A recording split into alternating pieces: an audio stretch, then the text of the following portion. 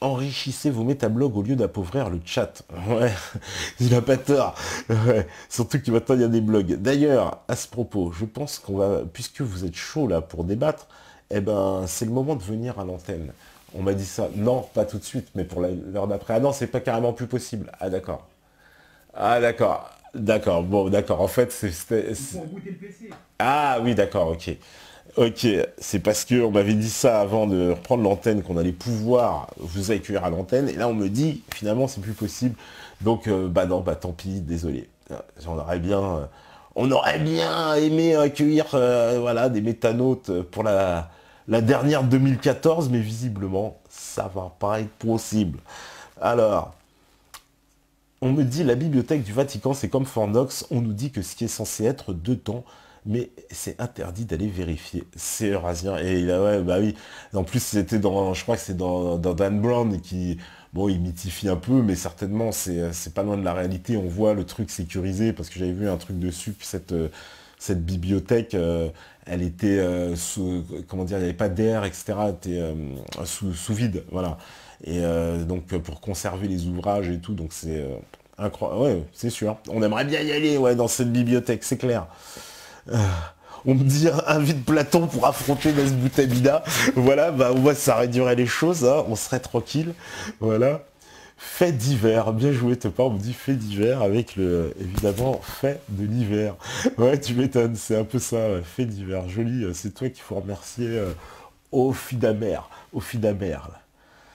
Alors, avez-vous songé à recopier toutes vos disquettes informatiques des années 90, une décennie de folie qui va bientôt passer à la trappe de l'histoire? C'est Gilles Deled. Ah bah les disquettes, franchement, elles ont atterri pour la plupart à la poubelle, quoi. Malheureusement, effectivement, les disquettes, il y en a dans l'équipe, ils ont même pas connu le temps des disquettes, hein, c'est pour te dire. Mais ouais, comme tu dis, ça va être la trappe de l'histoire, hein. Ça va passer aux oubliettes, malheureusement. Alors, l'année dernière, il y a eu l'émission avec Pierre Hillard, vraiment sublime, et cette année, une même méta-émission avec Jacques Grimaud. Si Jacques Grimaud présente son opus cette année 2015, avez-vous envisagé une deuxième émission avec lui? C'est Quenelle Ravivol. Bah si effectivement il sort son deuxième opus, mais même s'il ne le sort pas, il est parfaitement possible qu'on réinvite Jacques Grimaud. On lui en a parlé, oui bien sûr, ce sera avec grand plaisir. On a encore, vous avez vu qu'il est bavard, hein, il y a beaucoup de choses à dire, et il y a beaucoup de sujets qu'on aimerait aborder. En plus, je trouve qu'il a été particulièrement bienveillant, puisqu'il a répondu au maximum à toutes les questions. Après, voilà, c'est les réponses, bon, les réponses sont les réponses, mais il a répondu aux questions quand même. Ouais, j'ai perdu le truc, c'est pour ça qu'il tombe à chaque fois. Bientôt ils vont tout contrôler, les barbus basanés. Ouais, voilà, ça c'est les réponses. Voilà, ils vont tout contrôler. Pour le moment, c'est pas eux qui contrôlent. Hein. Faut quand même pas, faut quand même arrêter. Après, nous expliquer que, ouais, qu'il y a une forme comment dire, allez, d'imposition, mais qui va dans le sens de la communautarisation et qui dérange. Moi, je le sens. Effectivement, les Français sont dérangés de la communautarisation de la société parce qu'elle met en danger la véritable cohésion nationale.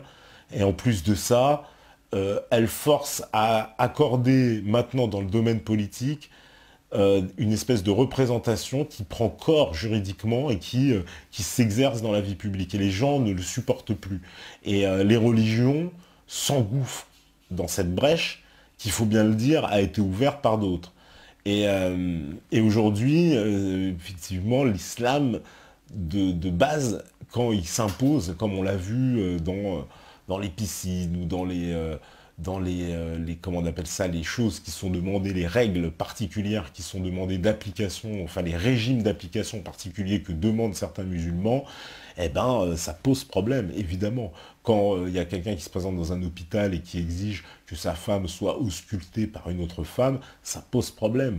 Quand quelqu'un exige qu'il y ait des menus particuliers dans certaines organisations, ben, ça peut poser problème. Même si au fond, on ne devrait pas vraiment se mêler de ce que les gens mangent, c'est dans l'absolu.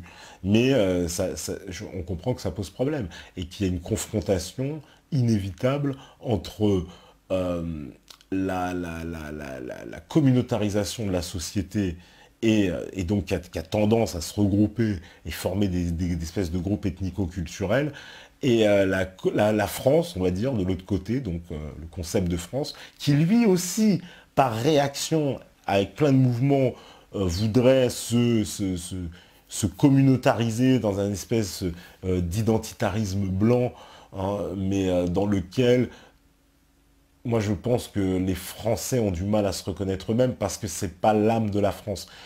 Quand bien même, je veux bien entendre ceux qui me disent oui, la France est blanche, européenne de base et tout, je l'entends bien. Je pense très profondément que le logiciel français n'est pas assez raciste, en fait, au fond. Et c'est bien pour ça d'ailleurs que l'immigration massive, ça a pu se faire si facilement en France, hein, parce que profondément, le français n'a pas cette âme raciste, hein. Je le sens pas comme ça vraiment de la France ni des Français. Mais après, vu qu'on est en train de changer de logiciel, tout peut changer. Tout peut changer. Mais il y a une tentative et il y a des mouvements en tout cas qui sont en train de prendre le dessus, hein, pour imposer cette vision-là. Mais bon, c'est ce qui est en train de se passer, hein, finalement, au fur et à mesure. Alors, on me dit c'est inévitable, ça peut conduire à un conflit, on ne peut pas remplacer la population par un pays par un autre. Oui, je le pense aussi, mais il faut s'en prendre aux vrais responsables. C'est-à-dire que les immigrés sont aussi l'instrument du mondialisme qui les utilise à la fois comme esclaves. On va clairement dire le mot comme esclave, hein, esclave économique, hein, tout au moins, c'est-à-dire voilà, des gens qui doivent tout quitter de leur pays pour venir s'installer ici, être discriminés, mal payés, dans des mauvaises conditions de travail, avec certes l'assurance peut-être d'un meilleur niveau de vie de ce qu'ils seraient dans leur pays d'origine, mais à l'échelle de la société dans laquelle ils vivent, ils sont tout en bas de l'échelle quand même. Voilà, ça c'est la réalité. Et puis la France, mais tous les pays d'Europe ont été submergés par cette immigration qui met en péril les cohésions nationales et fragilise finalement les États. Et dans le plan général, pour balayer les États, c'est assez cohérent de fragiliser de l'intérieur, en fait, toutes les sociétés avec une immigration massive, hein, parce que là, c'est particulièrement massif, hein, depuis 20-30 ans, et l'ouverture des frontières, d'autant plus qu'on ne maîtrise rien. On maîtrise quoi de l'immigration? On ne maîtrise rien, puisque toute l'immigration, c'est des domaines qui ne sont même pas de notre ressort. Aujourd'hui, c'est encore la Commission européenne qui décide. Et puis le traité de Schengen, c'est quand même assez fabuleux qu'on ouvre comme ça les frontières, qu'on donne des cartes de séjour à tout un tas de gens qui peuvent résider dans le pays qu'ils souhaitent. Donc on ne maîtrise pas vraiment qui donne des cartes de séjour ou pas. Donc très sincèrement, voilà, quoi, c'est quand même... c'est quand même problématique parce que c'est des conséquences qu'on n'avait pas pu imaginer, je pense, il y a 20-30 ans, et surtout pas à l'époque où on était pris dans la matrice binaire de la logique imposée par les groupes antiracistes et représentée à l'époque par SOS Racisme, évidemment, qui a imposé cette vision d'opposition donc entre les étrangers et les Français de souche, et qui a mené à une détestation de la France, à une communautarisation de la société, et en plus à donner à toute une génération la justification de leur présence sur le dos d'un passé colonial. Ce qui est en plus je veux dire, une façon de perpétuer la faute et de penser que puisque un tel a fait partie de telle organisation ou ses parents, etc., il devrait porter le poids sur ses enfants et ses petits-enfants, etc.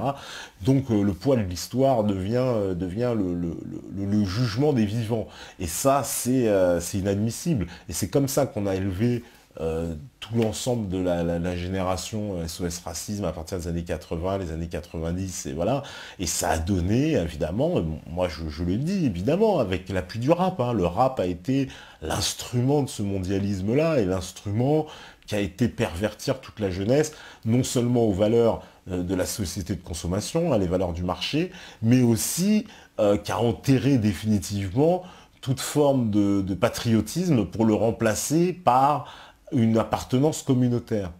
Et ça a été identifié dans le rap, et c'est pour ça qu'on a vu apparaître Rebeu, Renoir, etc., machin, etc., que tous les gens se sont communautarisés, se sont segmentés, chacun dans sa communauté. Et on est arrivé aujourd'hui à des formes de société communautaire qui passent, on va dire, au stade d'après, qui est l'affrontement. Parce que l'affrontement se joue on va dire au départ dans les droits, mais ça, il aurait fallu que nous soyons dans une société à l'anglo-saxonne, c'est-à-dire dans les règles. Or, la société française et le système républicain qui se veut égalitaire, évidemment, ne permet pas ces droits spécifiques, entre guillemets, beaucoup moins. Et donc là, ça pose problème. Mais c'est exactement ce qui est en train de se fracturer avec l'affaire du mariage pour tous et tout ce qui est en train d'entraîner aujourd'hui le jeu des revendications politiques sur le terrain communautaire. Et, on peut envisager même que dans pas très longtemps, c'est un peu déjà le cas, entre une gauche qui a abandonné la gauche qui a abandonné les classes populaires pour se concentrer sur l'immigration et les descendants d'immigrés. Voilà, ça c'est plus un secret, c'est depuis longtemps, on le sait que c'est la stratégie de la gauche, hein, elle n'est plus sur les classes populaires, puisque de toute façon sur sa ligne politique, elle est libérale mondialiste, hein, à le dire, donc il s'appuie sur les classes populaires. Grâce à ça, on sait, dans les mairies, on noyote, on va dire, on stipendie un peu les réseaux associatifs à travers tout un tas de réseaux, voilà, l'association des Marocains, l'association des Portugais, l'association des Haïtiens, etc. Et c'est comme ça que les mairies de gauche, mais aussi le nouveau centre, en fait, tous ceux qui veulent régner sur une ville de banlieue actuellement, banlieue également entre guillemets, une ville on va dire où à forte population immigrée ou en tout cas descendants d'immigrés comme on veut, et ben ces villes-là, elles règnent sur ce principe-là. Et ce principe-là ne fait que encourager encore évidemment la communautarisation à fond de la société et le fait que la cohésion nationale, bah, chaque jour, elle est en péril, quoi. Faut bien l'admettre. Faut vraiment, ça, je suis assez d'accord. On me dit, on pointe du doigt l'islam comme ennemi pour effacer les catholiques et mettre à la place le judaïsme, voire Hanouka et les chandeliers sur Paris. Alors ça, c'est évident, oui, que voilà, on me dit laïcité à géométrie variable. Hein, c'est comme cette affaire montée en épingle, hein, sur le dos des musulmans qui se plaindraient des crèches, on sent absolument l'aberration, on sent bien derrière. Moi, j'ai vu Daniel Keller, hein, le grand chef de la loge, vous savez, les frères, la Truelle, qui sont, comment dire, qui se félicitaient que le gouvernement ait pris des mesures qui aillent dans le sens de l'interdiction de ces crèches parce qu'elle mettra en péril la laïcité selon lui. Voilà un peu plus, à mon avis, d'où est-ce qu'il faut chercher, d'où vient ce ramdam, et non pas les hypothétiques prétendus musulmans qui s'opposeraient aux crèches. Je trouve ça voilà, absolument nouveau. Moi, j'ai vécu avec des musulmans toute ma vie, j'ai jamais vu un musulman s'opposer à une crèche. Alors, alors c'est possible, parce qu'il y a des nouveaux musulmans aussi, mais bon, bref. Alors, t'abuses pas, lis bien les messages sérieux, ça fait plusieurs fois, et pas que les miens, tu lis mal, le sens est totalement différent. Oui, bon, les mecs, si je lis les messages sérieux, mon cher patriote, je lis déjà tes messages, souvent les tiens, et des fois, vous me dites message sérieux, des fois, il y a des messages, c'est même pas, il y a plein de fautes, c'est pour ça que je modifie le message, parce que si je lis le message original, c'est pas lisible, mais bon. Alors... Ce que ne supportent plus les gens, c'est le projet France, les pathétiques menteurs versus des promesses chaos. Où est-ce qu'on va, où est-ce qu'on fait? Bah ouais, mais le projet France, si on le jette à la poubelle, il reste plus grand-chose, hein. C'est bien le problème, hein. Moi, je vois pas ce qui peut rester si on enlève le projet France. Si on enlève le projet France, et c'est pour mettre quoi à la place? C'est le projet Union Européenne. Voilà, on va pas se mentir, hein. C'est soit l'un, soit l'autre, hein. Voilà, ils vont nous filer le projet France, ou alors on va se taper le projet Union Européenne. Et depuis 30 ans, 40 ans, on est dans le projet Union Européenne. Et puis, ce projet Union Européenne, franchement, on voit bien dans quoi il nous emmène, puisque là, en France, on est au stade où on demande de baisser les salaires, on nous demande de réduire, vous avez vu, ils vont s'attaquer au régime comment dire, des assédiques et donc ce qu'on appelle l'assurance chômage. Ils se vont s'attaquer, on s'est déjà attaqué au contrat de travail via l'ANI, il reste plus grand-chose.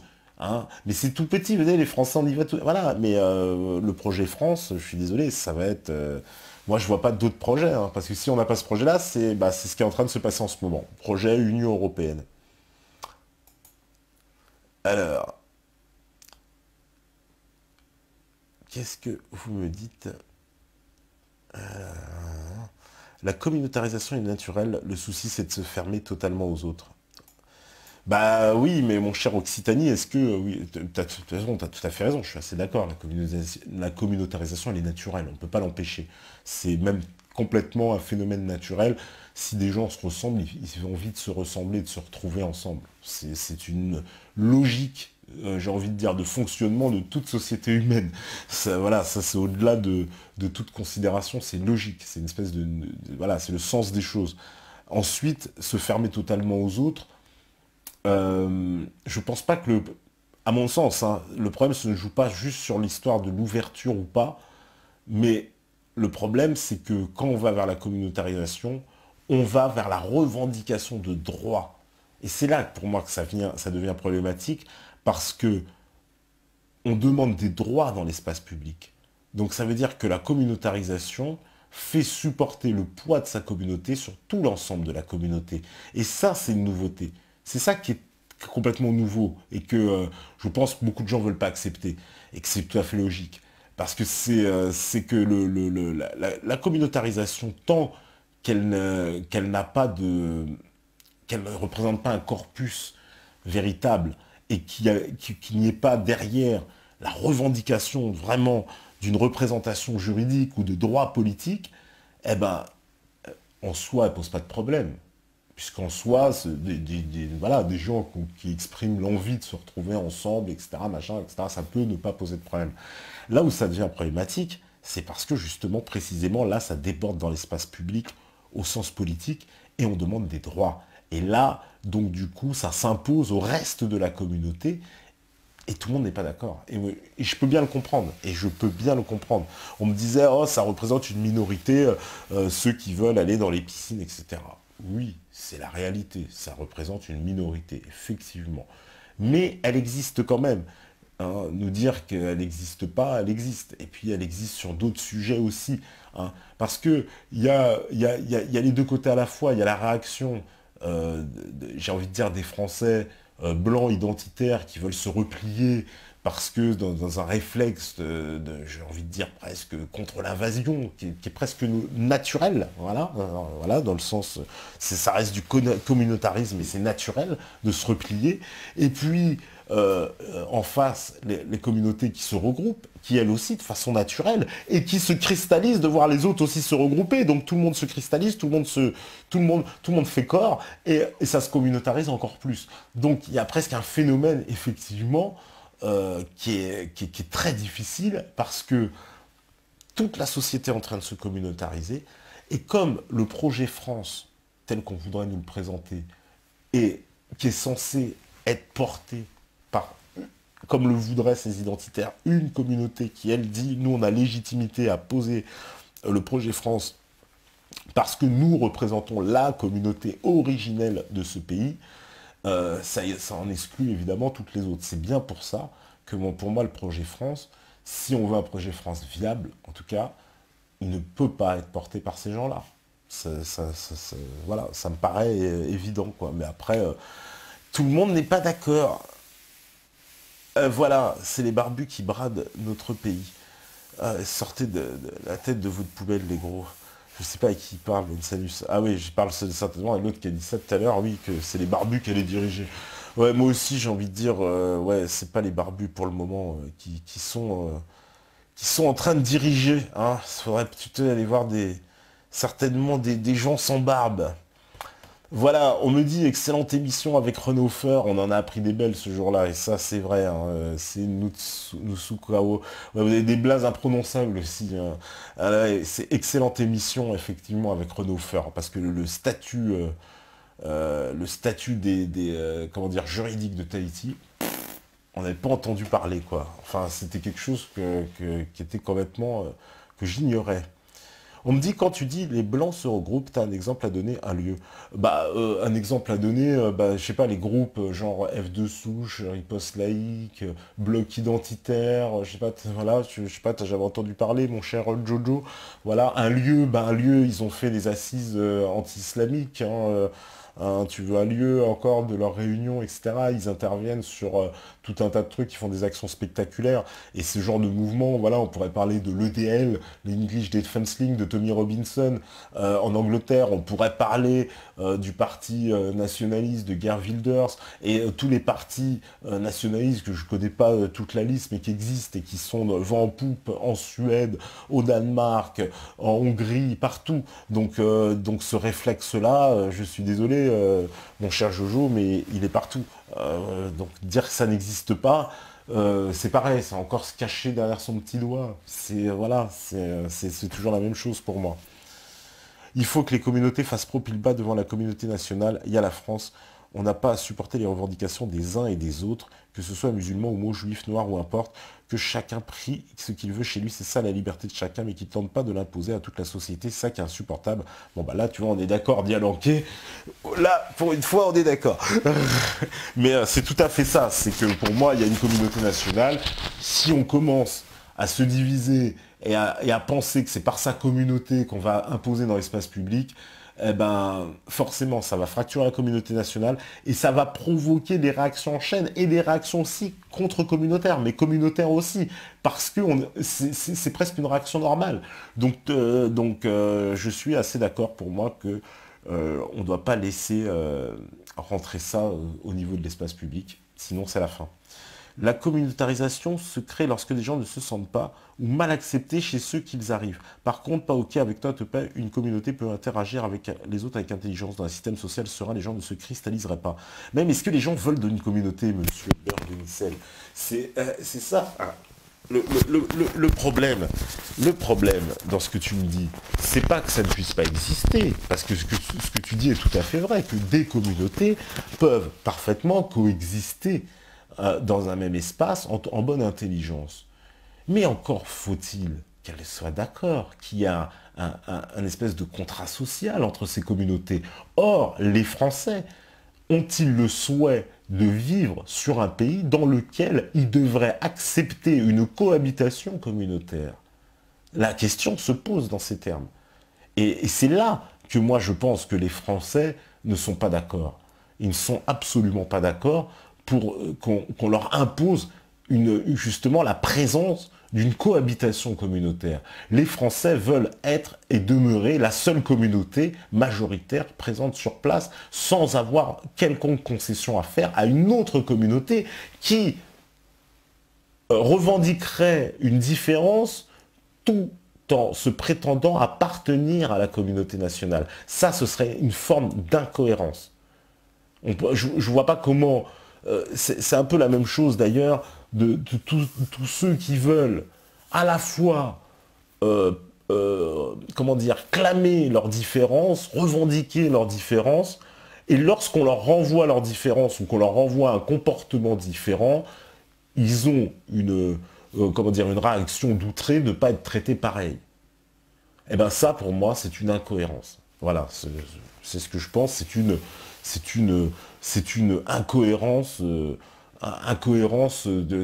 dans le raisonnement et qui est malheureusement le fait de beaucoup hein, qui sont dans cette incohérence, donc à la fois dans l'affirmation d'une différence et dans, on va dire, ils sont offusqués de ne pas être traités comme tout le monde. Et c'est un peu, c'est un peu ça qui pose problème pour moi. Mais après, hein, peut-être qu'il y en a qui arrivent... Après, se dire qu'on va vivre tous ensemble, etc., hein, main dans la main, dans le meilleur des mondes, il faut quand même, voilà, être un petit peu moins bisounours, j'ai envie de dire. Ça va, ça passe, ouais, le son. Alors, on me dit que tu as un problème avec l'utilisation présumée de peaux d'animaux pour les grands textes. Quand tu regardes ce qui est censé en avoir transmis sa pensée via ce moyen, des gens et des troupes étaient pétés de thunes. Oui, bah j'ai un problème parce que déjà, ça fait beaucoup d'animaux, hein, c'est clair. Et puis, non seulement ça fait beaucoup d'animaux, parce qu'il faut réaliser, parce que la technique, je suis allé voir comment on fait. Eh ben, il faut, figurez-vous, que c'est très compliqué, parce qu'en fait, pour beaucoup d'animaux, vous avez très peu de matière. Donc déjà, c'est pas du tout rentable. Et c'est une technique apparemment qui est utilisée à partir du IIe siècle. Ce qui veut dire que déjà, entre l'époque grecque et l'époque où on aurait inventé cette technique, il s'est déjà écoulé presque 600 ans, voire plus. Donc ça fait beaucoup, quand même, pour 600 ans après. Ça veut dire que pendant les 600 années qui ont précédé l'invention de ces techniques, il a fallu avoir d'autres techniques pour conserver toute l'œuvre. Alors, normalement, on me parle d'oral, de machin, mais bon, hein, en pleine colonisation romaine, et puis les mecs devaient apprendre des textes par cœur, des milliers de pages, les Grecs, et puis passer leur vie. Les Grecs, ils faisaient du commerce, quoi. Je sais, donc, non, je sais pas. Moi, je dis, je pose des interrogations. Je pose des interrogations, et visiblement, chez vous, aussi, ça en fait remuer. Waouh, voilà. Alors, je suis français de la communauté des amateurs de livres. What the fuck? Voilà, ben il n'y a pas de problème, mon cher Daoud Nas. Ah, on me dit te pas communiste. Non, peut-être marxiste selon certains. Selon certains, on est une télé de marxistes. Mais un marxiste bienveillant, semble-t-il. Un marxiste, comment dire, qui est sur la bonne voie. Il semble. Alors, on me dit, Batuon, tu l'as dit toi-même, on en a marre que les filles travaillant contre les noirs, plus le problème de Ben Affleck a mis en relief. Il y a même de problèmes distincts, la couleur, donc problème racial, le problème religieux qui subit une forte hausse après le 11 septembre. Mais oui, mais ça c'est les conséquences, mon cher Anima. Mais bien sûr, je le dis, mais oui, ce sont les conséquences. Les conséquences on ne cesse de porter les conséquences. Mais réfléchissons aux causes. Et peut-être bien, comme dit Chouard, à la cause des causes, hein, qu'il l'avait emprunté lui-même à je sais plus qui. Ben voilà. Mais réfléchissons aux causes. Parce que là, évidemment, tout ça, ce sont des conséquences. Et des conséquences négatives. Et il y en aura encore pire. Parce que si demain, la France, hein, vous avez vu ce qu'avait dit Muammer Kadic, qui était venu lundi et qui parlait des Balkans. Et c'est intéressant, son expérience des Balkans. C'est très intéressant. Mais bah, justement, on va faire une petite pause et puis on en reparle après. Et je vous dirai ce que j'en pense, moi, de ce qu'il a dit, justement, par rapport à ce qu'on est en train de dire là, parce qu'il y a quelque chose à dire. Bon, je pense que la régie, elle est prête. Ben, on fait une petite pause et on revient juste après. Et je vois que vous êtes chaud, c'est ce qu'on aime. À vous, la régie. Ok, de retour. Ah voilà, la troisième partie, dernière partie de la dernière émission de 2014 de la saison 2. Voilà. Donc, comme je disais, voilà, on avait reçu, c'était Muammer Kadic qui est venu nous parler des Balkans. Et je trouve que son expérience, c'était très intéressant parce que on a vu comment, aux Balkans, ils ont pu réussir à casser la naissance d'une nation, quoi. En vrai, la Yougoslavie, oui, c'était une nation en formation, on va dire, et qui n'était pas totalement achevée. Et dans le processus, ça a été stoppé, voilà, et on a réussi à tout détruire. Aujourd'hui, ça n'existe plus, hein, on voit bien. Et donc, il y a eu... pourtant, là-bas, c'était mélangé, hein, visiblement. Voilà ce qu'il disait, lui. Voilà, il y avait des catholiques mélangés avec des musulmans, mélangés avec des... voilà, d'autres qui étaient orthodoxes. Voilà, des familles, tout était mélangé dans la même famille. Tout le monde était yougoslave, mais on a fait croire... C'était ça qui était très intéressant, d'ailleurs, dans ce qu'il a expliqué. C'est que, comme on a porté tout sur comment dire, le débat religieux, enfin l'antagonisme religieux, ceux qui étaient orthodoxes mais qui vivaient côté croate se sont retrouvés à devenus des Serbes. Et pareil pour les Bosniaques, etc., qu'on a créés comme des musulmans, les Bosniaques, etc. C'est complètement fou. C'est complètement fou. Et pourtant, ça devrait nous interpeller et nous mettre en garde sur la façon dont ici, on pourrait très bien alimenter de la même façon un conflit qui puisse dégénérer dans un conflit ouvert. Hein, voilà. On dit ça n'arrive qu'aux autres, ça n'arrive qu'aux autres. Justement, c'est là que c'est intéressant de regarder l'histoire et de voir que la France est au contraire plutôt sensible. Hein, très très très sensible même. Alors, il y a eu pas mal de réactions encore aussi. Voilà, on me dit que les musulmans n'ont rien dit quand la loi sur le voile a été faite. Oui, c'est vrai que de toute façon cette loi hein, sur le voile, effectivement, c'est plus venu d'une espèce de... on voit bien que ça a été porté par la gauche, puis par une partie d'un certain lobby, hein, on sait très bien.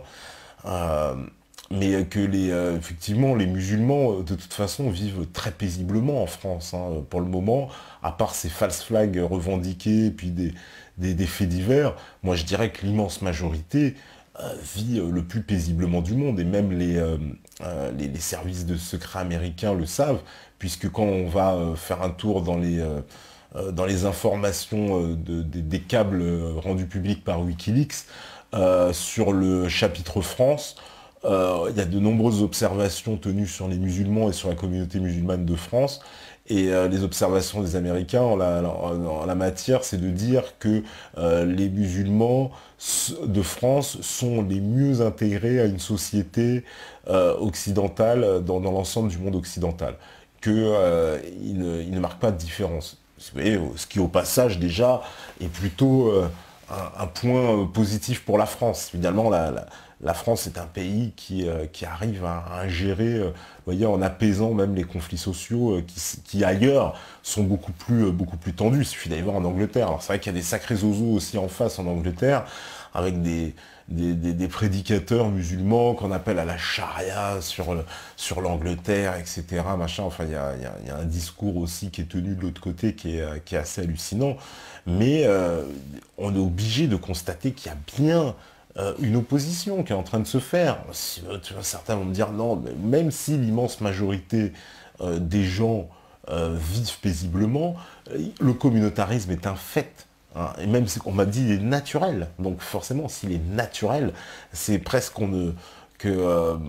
comment dire, il est de fait. Hein, c'est quelque chose qu'on ne peut après voilà, instrumentaliser, qui est encouragé, on en joue avec, on fait ce qu'on veut, mais de fait, il se forme parce que c'est la situation même qui force à créer les conditions du communautarisme, et que ça va être très très difficile effectivement de s'en séparer, à moins qu'il y ait peut-être justement l'idée d'un grand projet national. Voilà, un grand projet national, c'est tout, quoi.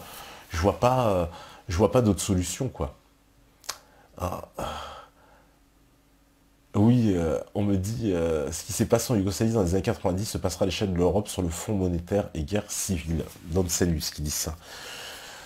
Ouais, je veux pas pas jouer les oiseaux de mauvais augure, mais la guerre yougoslave, malheureusement, nous a montré à bien des égards, et c'est ce que je disais d'ailleurs à notre intervenant lundi, qu'elle lui servi de laboratoire, en fait, à tout ce qui se passa après dans les années qui suivirent, particulièrement les guerres en Libye, en Syrie, en Irak, où on a vu les guerres modernes, ces guerres qui est dites de quatrième génération, où il y a une utilisation des médias comme arme de guerre, c'est-à-dire que l'information n'est plus seulement faite par le fait voilà, des opérations militaires sur le terrain, mais accompagnée d'une communication particulière, voire, comme en Libye et comme on l'a vu aussi ailleurs, de mise en scène. Hein, que la mise en scène fait partie intégrante de la politique de communication et qu'une stratégie contre l'ennemi et qui vise